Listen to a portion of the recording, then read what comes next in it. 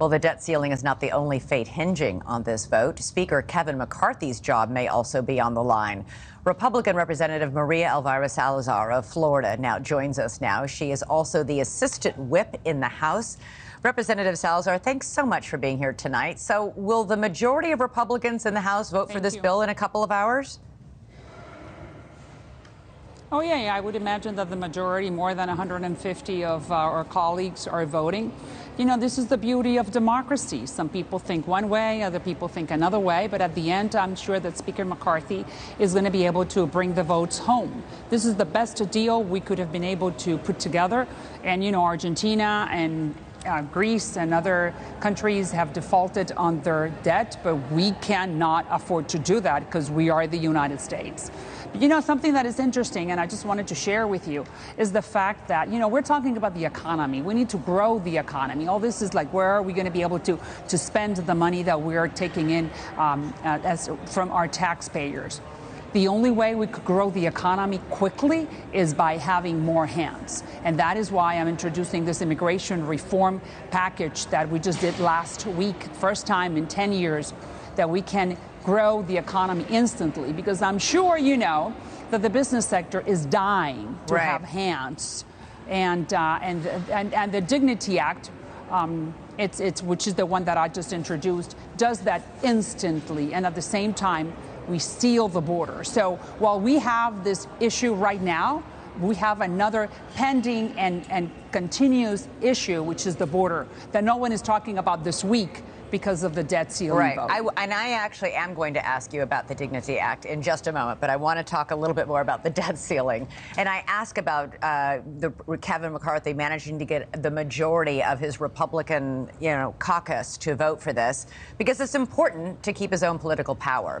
Representative Matt Gaetz said last night that if McCarthy fails to get a majority of Republicans to vote for this, it would likely trigger a vote to remove him from the speakership. And Representative Dan Bishop is already calling for a vote to remove him from the speakership. And members of the Freedom Caucus have been brutal in their criticism of Kevin McCarthy. Do you think there will be a vote? Will somebody call for that? Look, we had the same scenario back in January. And I go back, and I'm very good friends with the House Freedom Caucus members. I respect their position. I think that's part of a vibrant and vital democracy. And I understand that what you're explaining to me, some people may be concerned, but there's nothing to be concerned about. I think McCarthy has earned their respect. And last night, I was there until 10 o'clock at night listening to his explanations as to why we need to be voting for this bill. For the debt ceiling is not perfect. It's not perfect. We did not get everything we needed, but we got some.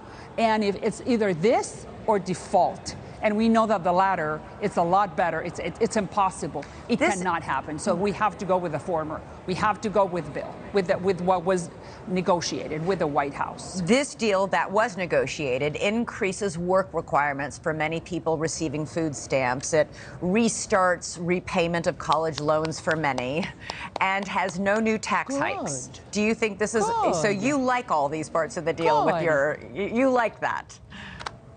Don't you think that working is a good thing? You know, I've always thought I'm Cuban-American first generation from Miami. That's the city that I represent. And I think that working glorifies you, makes you proud of yourself, gives you pride.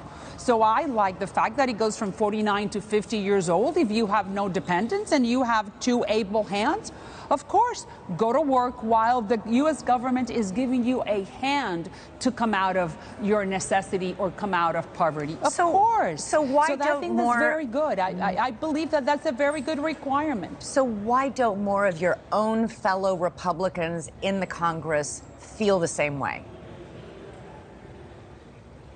Elizabeth, because I believe that they are not concentrating on those three provisions that you just explained, specifically the workforce. I'm sure that they are happy about that. It's just that they are not satisfied with the defense, that instead of being 3% cap, they wanted to give everything the military needs, which I think those are glorious and fantastic ideals. But sometimes politics is the art of the possible.